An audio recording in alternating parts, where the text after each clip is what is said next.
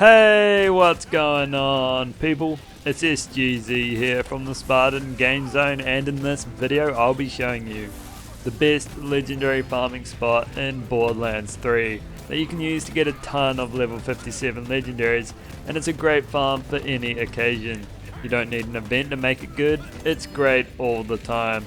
Now, the game has been out for a while and so has this farming spot, but in case you don't know or have just gotten the game recently, I thought I'd revisit it. The meta has changed too, and I'll also be telling you what weapons are best for farming it. It can be difficult on Mayhem 4, but it is also extremely rewarding, and the guns I'll go over will be your best bet for tackling it. If this video helped you out, I'd appreciate it if you could help me out by dropping a like, and let's get started.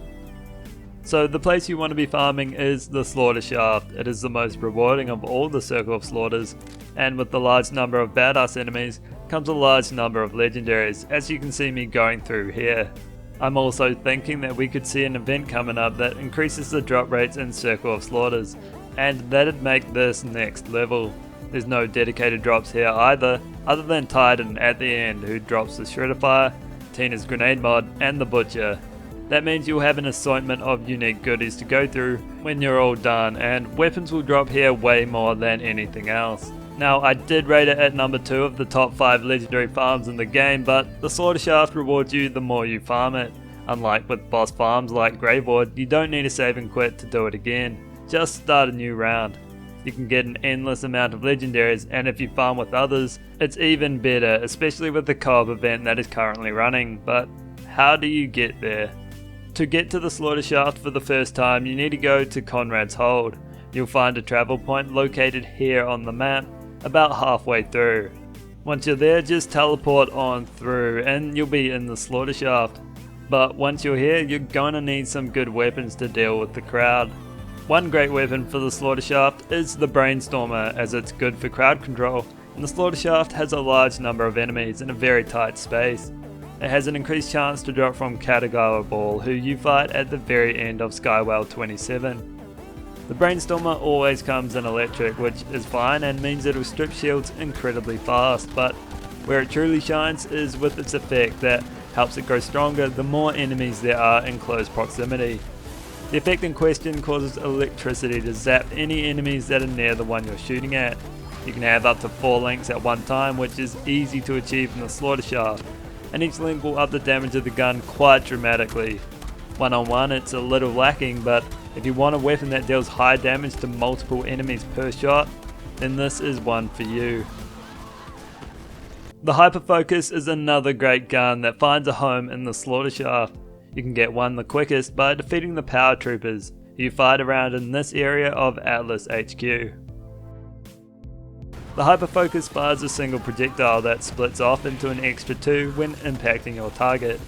These bullets will then rebound off a world surface and often get sent back into who you're shooting at, which sends its damage skyrocketing. It can come in any element, which is great, and for the Slaughter Shaft, because of how many people have armor, either cryo or radiation will be your best element here. You might think it'd be corrosive, but that underperforms against shields and flash, and there's a lot of that here in the Slaughter Shaft too. Because there's always a wall on either side of you and it's such a tight space, the rebounding bullets will shred through enemies, dealing loads of damage in a very short space of time. It is best on Amara with a Ricochet build, but it performs great on others too, as you can see from this gameplay on Zane. Speaking of Zane, if you run him, you'll want a Redistributor, still capable with the other Vault Hunters, but on Zane, it's just another gun. It can come in any element and can only be dropped by Wotan, who you fight in the Maliwan takedown. Every 7th shot of the Redistributor will be amped, dealing 50% more damage, but it will also chain to any nearby enemies, dealing the same damage as the original bullet.